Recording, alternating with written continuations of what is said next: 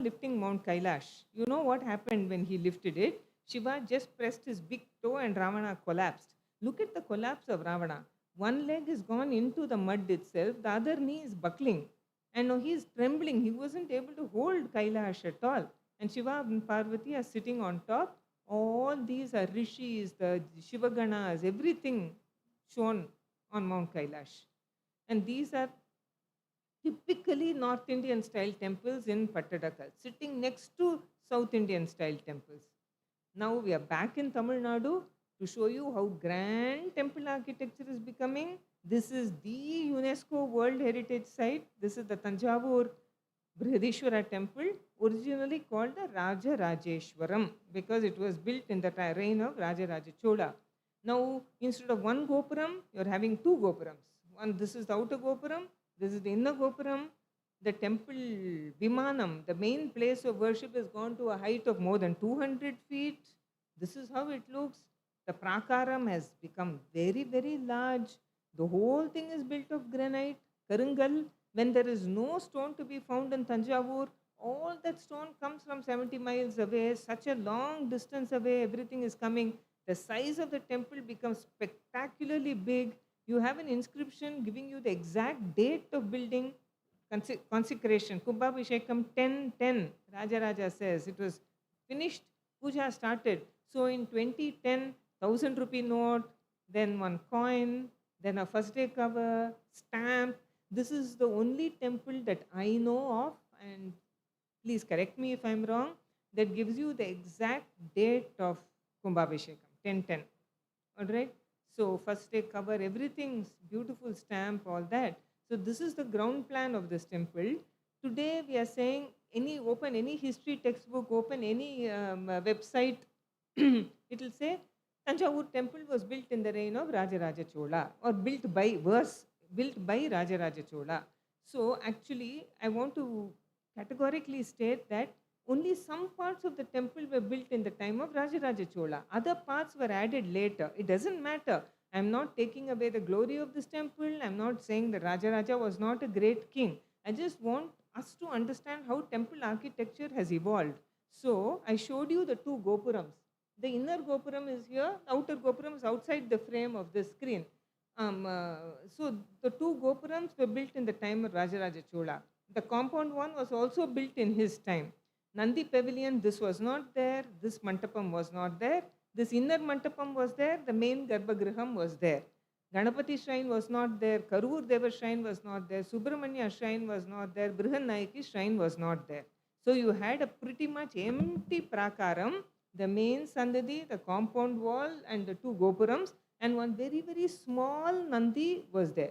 All these have come about at a later date. Ganapati shrine, 18th century. Subramanya shrine, 16th or 17th century. Brihannayaki shrine, 14th century. Nandi Mandapam, 16th or 17th century, etc. I'm just telling you that we have added to temples. So this is how the temple looks from the outside. Solid stone we are thinking, but actually it's totally empty inside. This is, I want to acknowledge that I have taken it from a book. I have scanned this from a book. The interior is totally hollow. And there is an inner prakaram, and the entire weight of that Vimanam, big Vimanam, tall Vimanam, falls on these four walls. These four walls go around the Garbhagriha. There is a gap in between. If you walk through this gap, you will see paintings, beautiful paintings from 1000 years ago. If you go to the upper level, here also you can do a pradakshina over here. There you see some magnificent sculptures of dance movements called the Karanas, of which the great dancer scholar Dr. Padma Subramaniam has done a lifetime of research on that. This is the Nandi Mantapam. This is not the original Nandi that Rajaraja put. This is from the 16th century, Nayak, times of the Nayak kings. This is our grand monolithic Nandi, one of the biggest Nandis in India. So these are some of the sculptures around the temple. So this is a Tamil inscription. This is from the Chola period.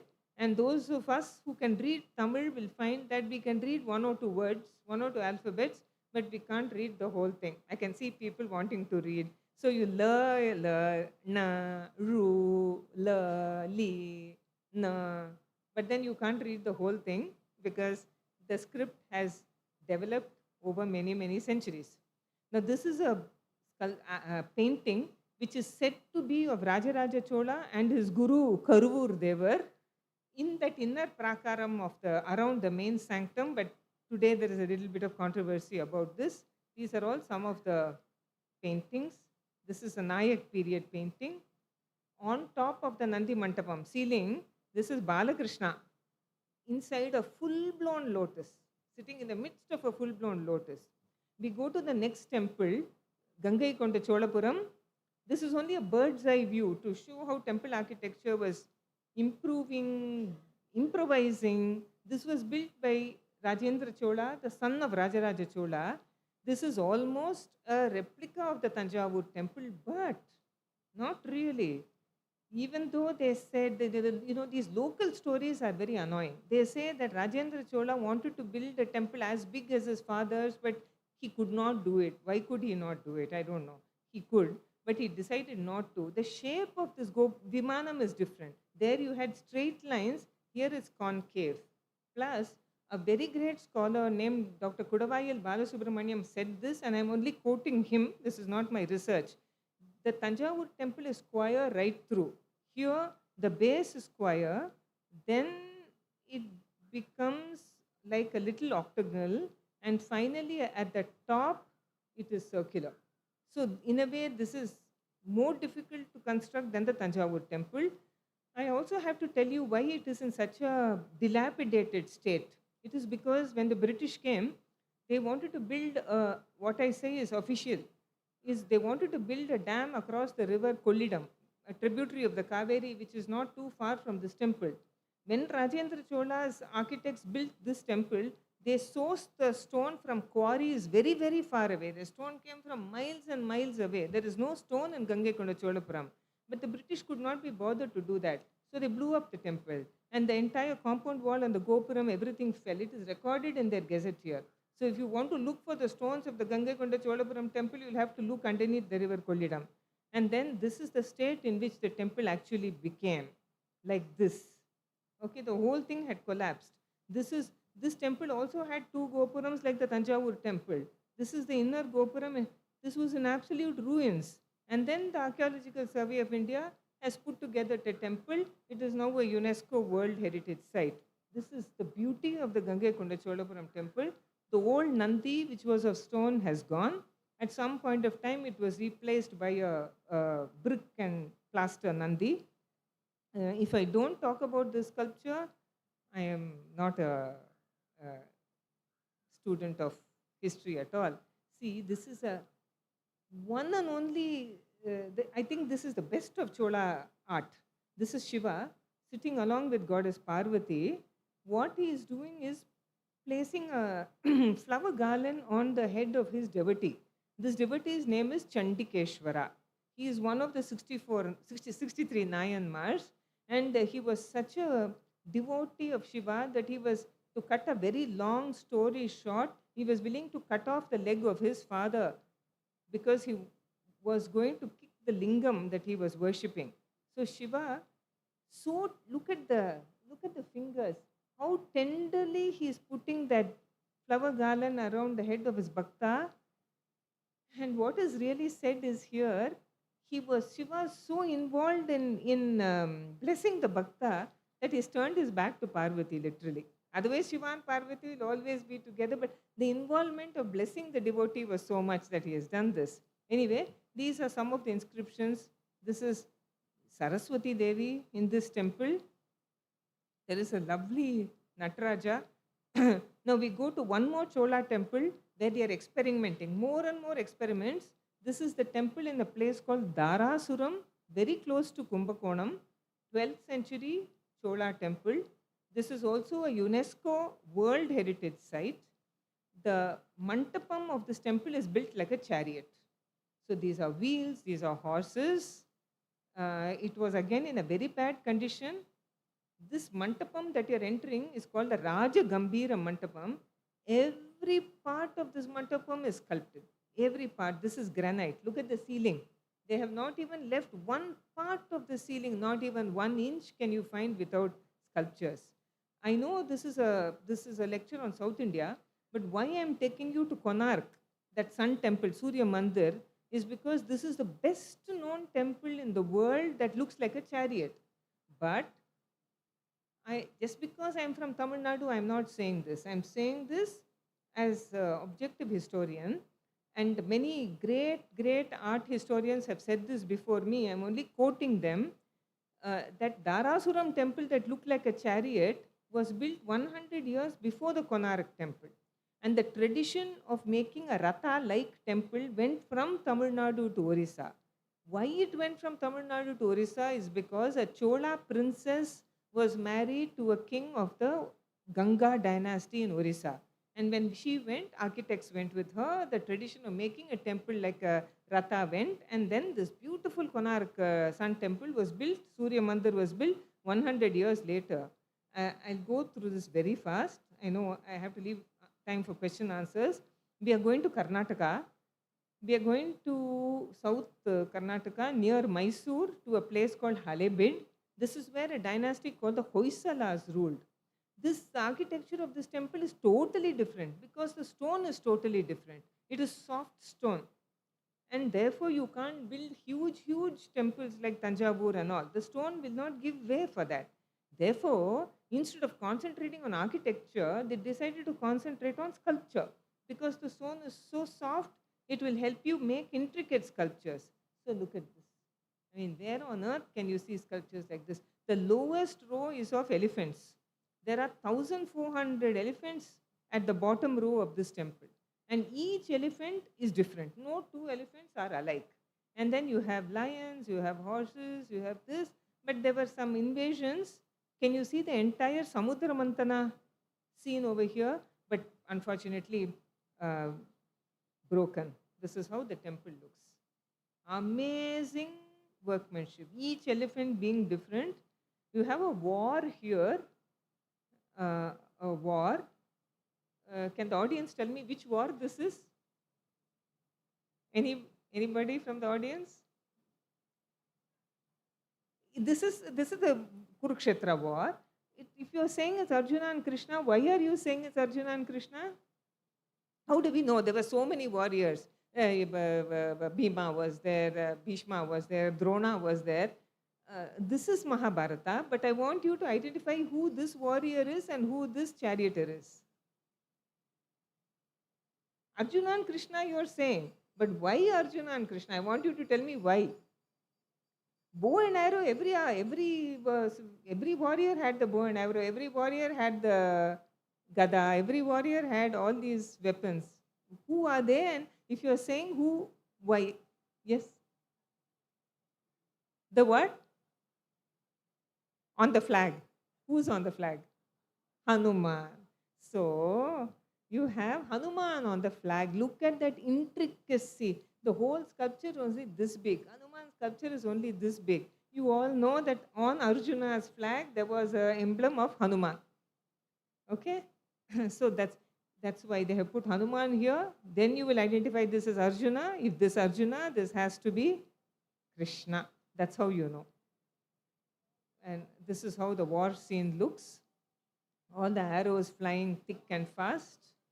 This is another nearby temple called the Chennakeshava temple in Belur. This is also built of soft stone. This is also in a ruined condition. But look at this. This is the attention to detail. This is not wood. This is stone. Okay? And inside the temple, you have pillars that look like this. There is a certain polish that was given, and it looks like you can mirror your face there. The top part of the ceiling goes inside at least 8 feet, that much. This is how it looks. Little pieces of stone put together, attached. These are all sculptures of ladies. If you go there, you will see the wall, the pillar is like this, and the ceiling is like this. At an angle, if you look up, they'll be looking down at you. These are called the Madanikas. One more temple of the Hoysalas, the Somnath temple in Keshava temple in Somanathapura. Again, the attention to detail. The inside of the ceiling is like this. Paintings from 13th century you're still seeing. I'm quickly going to Andhra. I'm not showing you the Tirupati temple, but I'm showing you the Ramappa temple, which is a UNESCO World Heritage Site. These are the pillars. Look at the dancers. Each dancer, all carved out of stone. Dancers, musicians, you can learn about ornaments, you can learn about dress, you can learn about dance postures, musical instruments, everything you can learn from these sculptures. We go to Kerala, where architecture totally different because more wood than stone, and this is all the tile and wood tradition in Kerala. This is how the temples of Kerala look very different from those of Tamil Nadu. And inside the campus of a Kerala temple, you will also have a structure called the Kootambalam, where the music and dance performances take place, the Namaskara Mantapam. Everything is different. I'll quickly cross the river. I won't take up much of your time on this because this is Hampi and we are going to be dealing with Hampi in depth in tomorrow's lecture. Just to say, there are many temples in Hampi. Now I will come to Tamil Nadu, where I'm going to show you temples which don't build. I told you this is Chalukya, this is Pallava, this is Chola. I'm going to tell you about temples that belong to all these dynasties together. So this is where the culmination of temple architecture happens in South India, in Tamil Nadu. This is the Srirangam temple, the largest living temple in the whole world for Ranganatha Swami. And this occupies an area of approximately 156 acres. The history of this temple can be traced back literally to 2000 years ago. That at that point of time, this must have been a very small temple. And then slowly, with each dynasty contributing, with common people like us contributing, it has grown and grown and grown and grown. And now there are Sapta Prakaras. There are 7 enclosures. Ranganatha Swami Sannidhi, Sapta Prakara Madhye, in the middle of the 7 Prakaras. It belongs to the Uttamottama type of temple architecture, the best of the best. And you have Chola, you have Hoysala, you have Pandya, you have Vijayanagar, you have Nayak. Every dynasty has contributed to this temple. And this is the last Gopuram, the outermost southern Gopuram. Ranganatha Swami faces south. Till the bottom portion, it was built in the 17th century, Nayak period. The top portion was completed in 1987. This is a hall of 100 pillars. Slowly the temple is growing. Why should you have hall of 100 pillars? Because the number of utsavams was growing. More and more people were coming to the temple. Each pillar is one piece of stone. This is a Ayarankal Mantapam, hall of 1,000 pillars, all in the Srirangam temple. We are now going to a temple called Mannargudi, where the temple tanks, small temple tanks have grown in size. This is 30 acres. The tank alone in Mannargudi is 30 acres. Meenakshi temple, what a grand scale. It didn't happen in one dynasty, it didn't happen in a month or a year or in 1,000 years. At least 2,000 years of growth. In between, many invasions came, many Muslim invasions came. They made the temple completely dilapidated and desecrated and destroyed. They rebuilt and they rebuilt and they rebuilt. And that's what you have in the Meenakshi temple today. You have as many as 14 Gopurams in Meenakshi temple. You have 21 Gopurams in the Srirangam temple. And this, can you imagine? This is actually one pillar made of one piece of stone with a Nayak king and his wives. This is part of a pillar. This is a Ganesha, 17th century stone. We go to Tiruvannamalai, Arunachaleshwara temple, same issue. It was not built in a day. It is a Padal Petrastalam. The Nayanmars came as early as the 7th century. And then little by little, Gopurams were constructed, Mantapams were constructed, Sannadhis were constructed. Same case with Chidambaram, the hall of Nataraja, the cosmic deity. Look at this temple again, not in a day or a month or a year. So the Gopurams of the Chidambaram temple are amazing. They have sculptures of dance movements called the Karanas, like this, in each of the Gopurams. I'll finally conclude with these slides. This is one of the best Gopurams ever built. This is the Sriviliputtur Gopuram. Sriviliputtur is a town down south. It is known as the birthplace of Andal. This is the Vatapatrashayi Vishnu temple.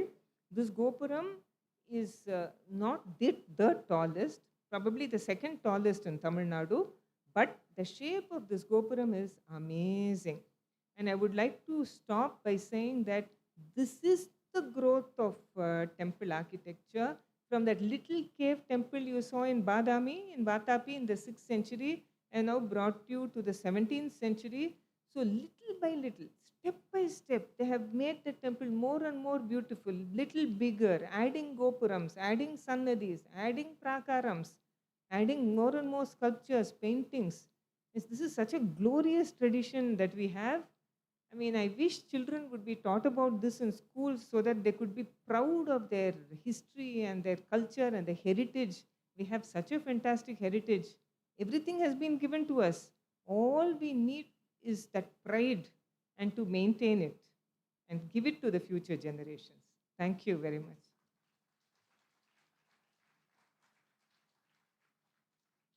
So, if you have any questions, yes, please.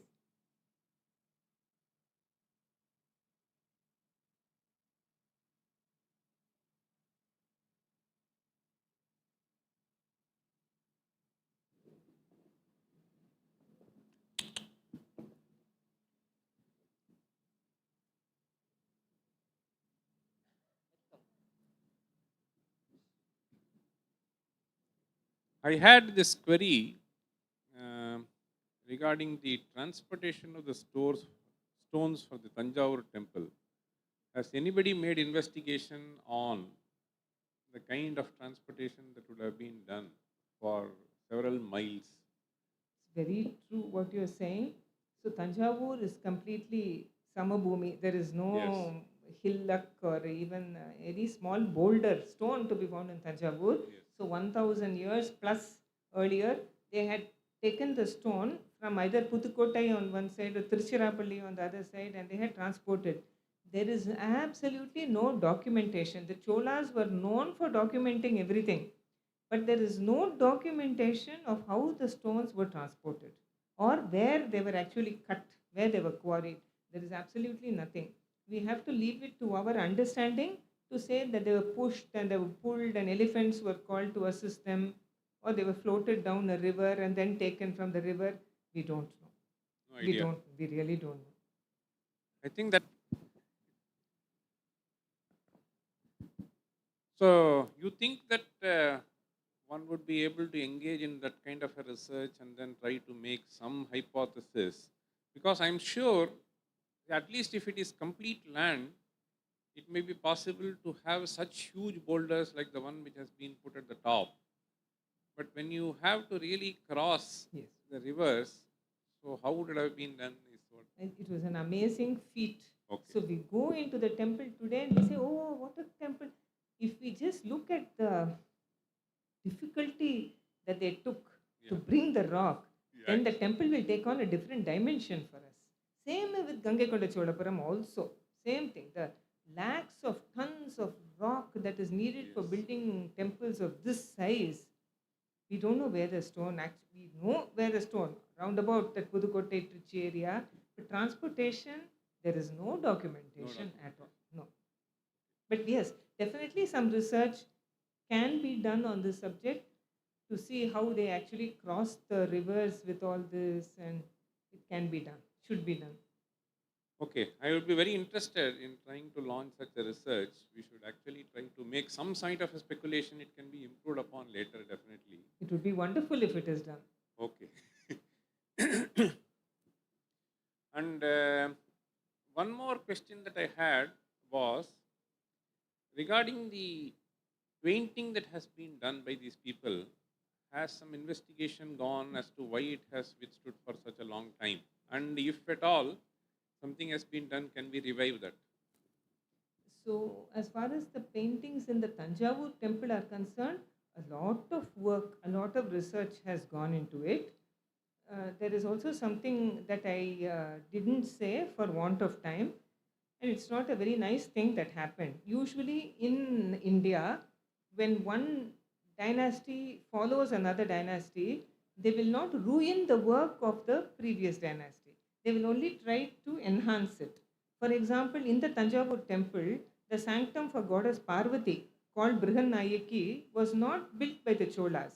The Pandya kings who defeated the Cholas, who hated the Cholas, destroyed the Chola dynasty, but for Brihadishwara, they built one Sannadhi for Brihannayaki. He's Ishvara, same as my Chokanatha in Madurai. So I'm building a Sannadhi. They only enhanced everything. But there is one unfortunate thing that happened in the Tanjavur Brihadishwara temple, and that is there is a whole series of Chola paintings in the inner prakaram of that temple. Beautifully executed Chola paintings. I just showed you one or two. That was done in the 11th century in the reign of Rajaraja Chola. In the 16th century, when another dynasty of kings called the Nayaks came over there, they painted directly on top of the Chola paintings. As though there was no other place to paint, they painted on top. So, what those paintings, sorry, they are not as beautiful as the Chola paintings. But since they are also 300, 400 years old, they cannot be destroyed. So, the Archaeological Survey of India has been and still is in the process of removing the Nayak paintings without damaging them and exposing the Chola paintings without damaging them. Okay, one last question. Yes, sure. The kind of thing that I have seen in Madurai is something which was extraordinary. I don't know, I have not visited a few of them. So, some huge thing and one huge pillar of the dimension of 4 by 3 and the kind of intricacies, etc. Do you ever think that we will be able to create such artisans who will be able to bring that? If at all, where is it that is available where we can build upon? I think in this country, we still have artisans of such caliber. We have sculptors, but you see, in those times, they were sponsored by royalty. Nobody can live on fresh air alone. They all need money to sustain their professions and their families.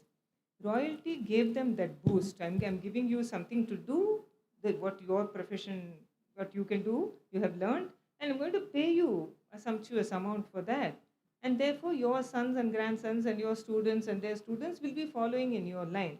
And then, after the British period, all that got cut slowly. So, the people from the traditional Stapati families went into other professions. But I do believe that there still are Stapatis and Shilpis in our land, in India, who can do these things, provided sufficient backing is given to them. I don't know who, but it No, has to be done. Yeah. Even quarrying stone is now not easy. Uh, yeah, the thing is, in my understanding, is that due to lack of recognition or is it due to lack of financial stability? See, because recognition is one thing which actually social cadre and so on, that is one aspect. Because even in US, they take perhaps the best of Tapatis, but the kind of things that I find there is abysmal. well, you see, there was a lot of time allotted in those days. These people had been continuously at work. Now, suddenly, some projects are coming. Suddenly, they don't have projects. I do understand, like in various other spheres of traditional learning, here also the quality that was there. You know, the Chola sculptures, Pandya, Pallava sculptures, the faces will speak, the eyes speak, the lips speak. Symmetry, proportion. They were looking at the Shastras. They had what was everything they had learned. Uh, they had learned and they had, thank you, sir. They had translated into stone. It was not just the work of the hands and the mind, the work from the heart was also there. They followed certain traditions and then they executed the sculptures, which would, even if it was not a sculpture in the Garbhagriha, even if it was a sculpture on a wall or a pillar, it will talk to us. Today, that is not there. I fully agree with you. Like in many other spheres, we have lost something. I don't know if it can be revived in the present circumstances in the world because there are so many distractions. So many distractions are there. And the Kalatla, they were doing it with one mind. This is my profession. This is what I will do. And they had some kind of financial backing also. Now we are looking at all kinds of things. It's a very different world. I'm not sure we can go back to that stage. The skill may be there, but that bhavam will not come, may not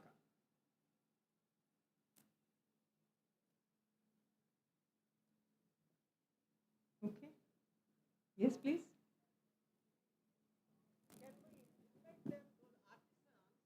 Mm. Just 1 second, madam. Please, yes. Can we invite those artisans to share their experiences, such a big audience like that, so we can honor them at least if some financially for their families That would be so to the nice. to the public? Yes, the Stapatis from the Yes. Vishwakarma families are still there. They are Yeah. still involved in temple building work. That would be so nice. You please inform to our Swamiji. We will invite next time definitely. There are Some such of- people. please. From traditional families, they are still there. No doubt. Yes, please.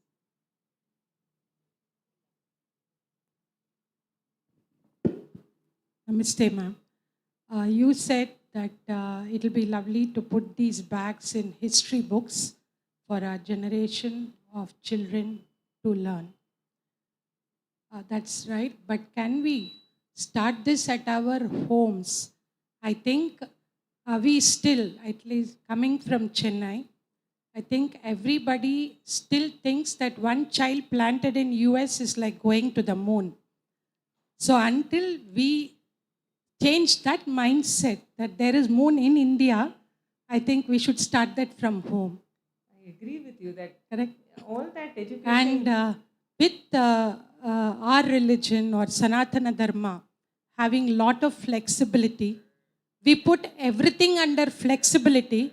So finally, there is nothing left at our homes, is what I think. I don't know, I may be wrong, but this is my thoughts. Very Thank true. you. In homes and in schools, it has to be taught. We have to be taught that, we'll impart it to them in this way also perhaps. Look at the engineering skill. Look at the amount of architectural skill. Look at the amount of geology these people knew. Selection of stones was so important. You can't just take any stone and build. You have to be aware of the qualities and the properties of the stone. Who but a geologist can do that? So we had all these great people. They didn't go to different colleges, engineering, architecture, and then come out without knowing anything. They didn't go anywhere, but they knew everything. So all that should be imparted. But I'm afraid at a time when parents are themselves very distracted, how they are going to do this, I do not.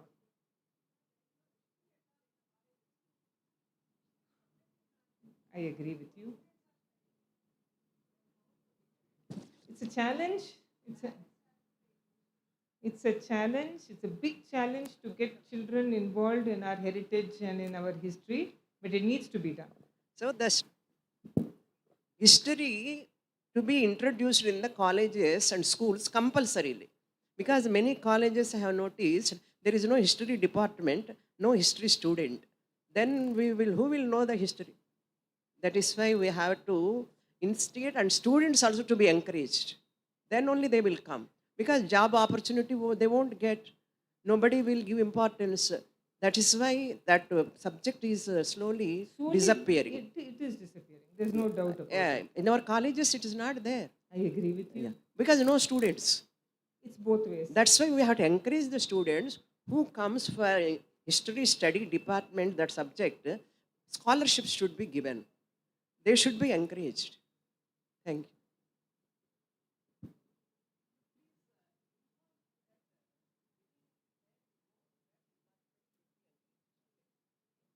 There are no more.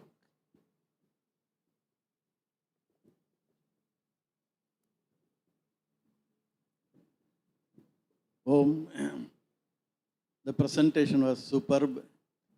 We were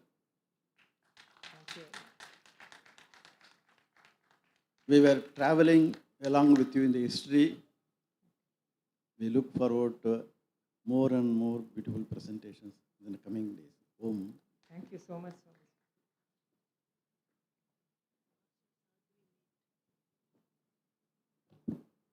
Namaste, Hari Om to all. The Arsha Sadhvi meet will be in the lecture hall at 11. This is not only reserved for Sadhvis this year. Anyone, any female acharyas having completed a long-term 3.5-year course or long-term course is welcome to join for the meet at 11 a.m. in the lecture hall. Hari Om.